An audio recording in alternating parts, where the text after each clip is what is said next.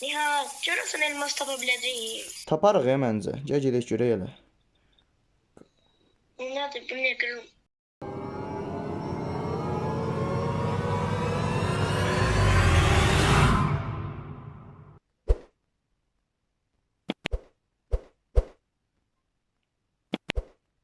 Nihat, bu nədir? Heç bir şey görməmişəm.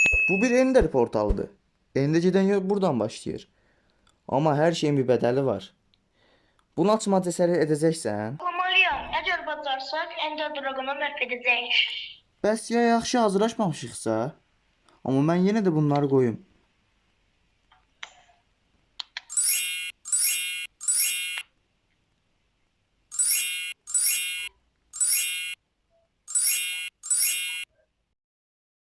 Narahat olma, mən hər zaman hazırlıqlıyam.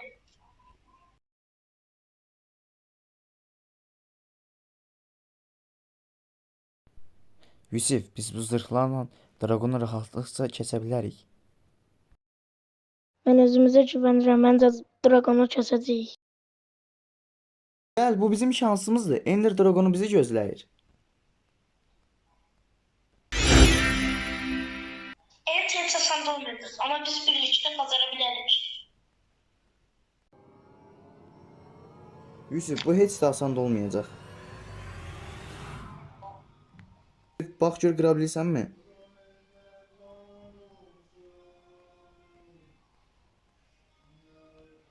Ay, çıxamıram.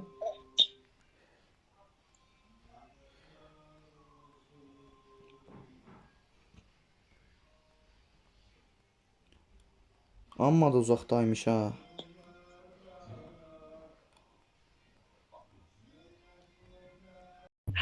Et de olsa biz yenə də əyləncəli bir şey taparıq. Nihat, getdik döyüşməyə. Getdik. Allah Allah Allah.